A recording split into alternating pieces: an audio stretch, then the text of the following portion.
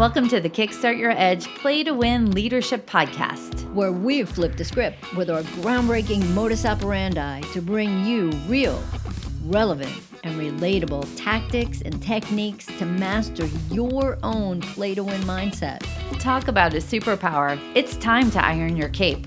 What we know for sure is what got you here won't get you there. You can't see the spinach in your own teeth. And finally, hang on, because this one is really deep.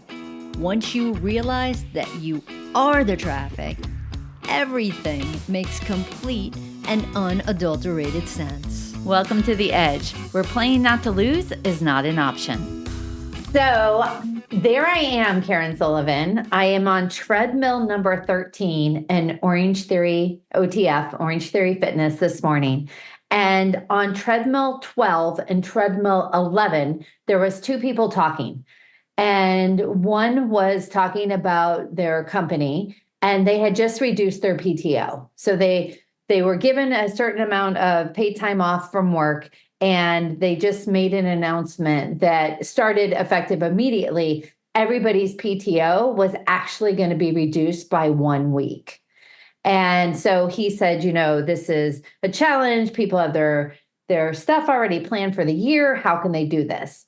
That was the person on treadmill 11. Treadmill 12 then says, I know the expectations of what work expects from us is ridiculous. They keep telling us that we have to have 115% growth year after year. It's just not sustainable. So I'm overhearing and listening because I love to hear what's happening in organizations. And then the girl says, I'm all about capitalism. Just don't be an asshole. And I'll be honest, I loved it for two reasons. One is it's such a fascinating thought. And it got me really thinking, which is one of the reasons I loved it, because during the rest of the workout, I was thinking about that is the pros and the cons of capitalism, right? And that's the society that we live in America, but they just don't be an asshole. So I thought it'd be fun for us to talk about. Well, first of all, let me just say, I got none of that at Orangetheory this morning. I just got somebody saying you run like a beast. So it's all about what happens at Orangetheory. And again, the expectations that do happen and just things, I love our different experiences. So Jem, while you were talking, and I had no idea what we were going to talk about, which was part of the fun of this. I just, when we talk about these kind of things, when she says, I'm all about capitalism, but just don't be an asshole, right? I, of course, had to Google what's like the real quote unquote traditional definition of capitalism. And it says an economic and political system in which a country's trade and industry are controlled by private owners for profit. And then it goes on to say, in simple terms, it's thought of as an economic system in which private actors own and control property in accord with their interests and demand and supply freely set prices and markets in a way that can best serve the interests of society. So it says basically the essential feature of capitalism is the motive to make a profit. And what you just said was funny because about the expectations of growing 115%, right? That's for a profit. But then when you think about it, like, just don't be an asshole. I don't know. Isn't there a book out there called like the No Asshole Rule or something like that? But it's fascinating because I'm not in favor of taking away people's time off at all. And I am all for companies growing their bottom lines, but it's interesting just the whole thought around, what stands out most for me is expectations, profits, and don't be an asshole. Yeah, well, and with those definitions, it's great. we have so much freedom. We can work for who we want to work for. We get to negotiate our salaries. We get to say yes, we get to say no.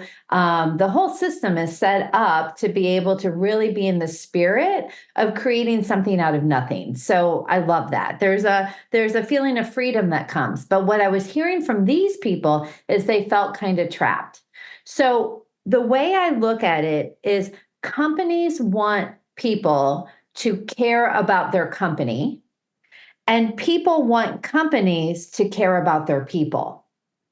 And I think it's a really interesting predicament to be in. It's that if companies cared more about the people in turn would care more about their companies, and they would be able to perhaps hit their targets or exceed expectations or create innovation, right? So I started thinking about the ways not to be an asshole, right? So the ways that companies can really care about their employees, so the employees are motivated and dedicated to hit goals, make sacrifices, etc.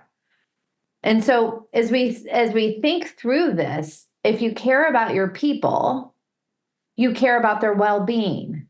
You care about who they are as a person, the contributions not only that they will make for your organizations, but where they're going and what they can contribute to the world.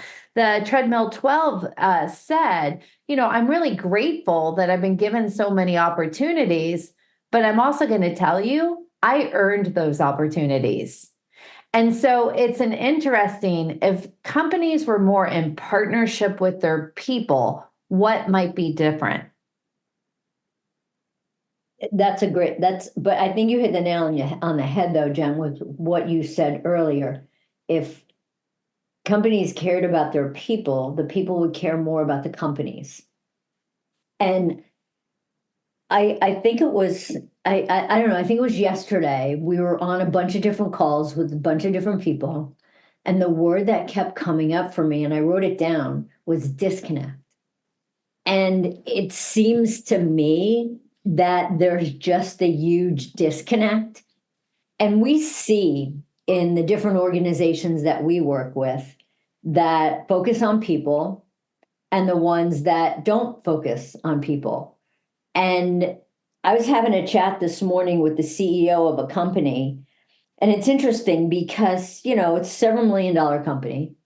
And she was talking about having conversations with the quote unquote rank and file people to explain to them and to have discussions with them about the status of the company, about where they are.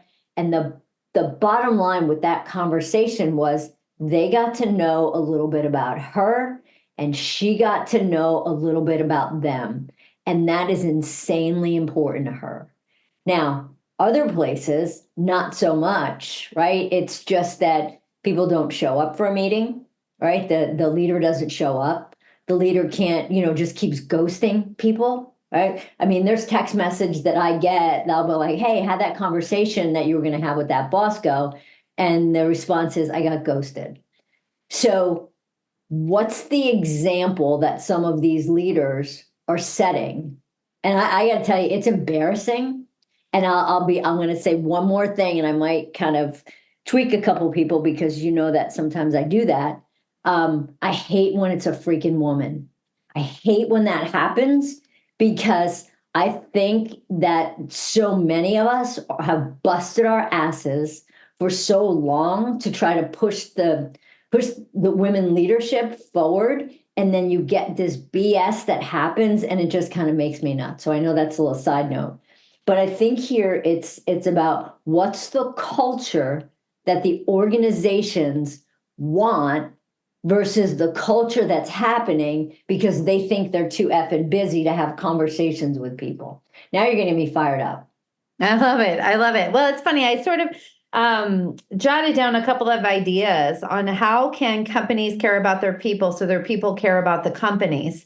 And there's a whole bunch of things, but I think the more, and I'm really getting on this soapbox lately, it's about having a purpose-driven culture.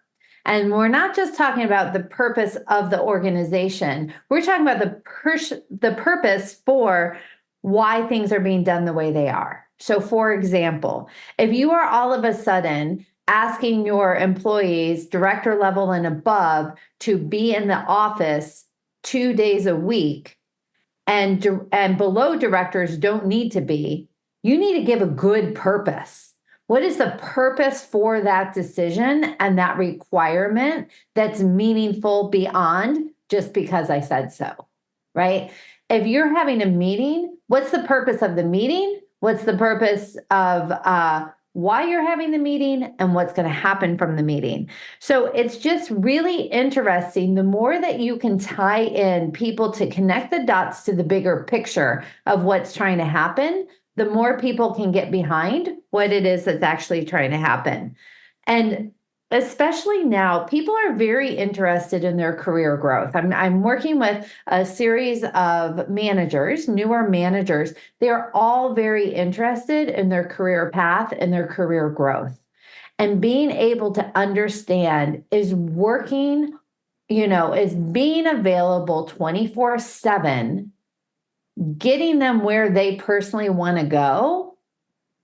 And it'd be so easy to have conversations about where people want to go. So I thought it was great, right? It's if people want to grow their bottom line, if they need to cut costs, if they need to answer to shareholders, if people need to have more cash flow, whatever it is that needs to happen, it's about how do you approach that and keep your people front and center, because your people make or break the culture you have created for them.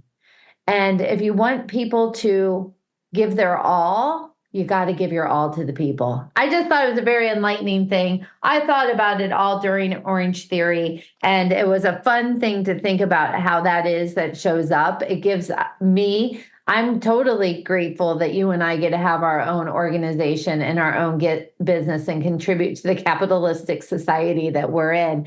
And the beautiful thing is we get to design it any way that we want. And so we make it work for us. And just as a side note, the book I was trying to think of was The No Asshole Rule.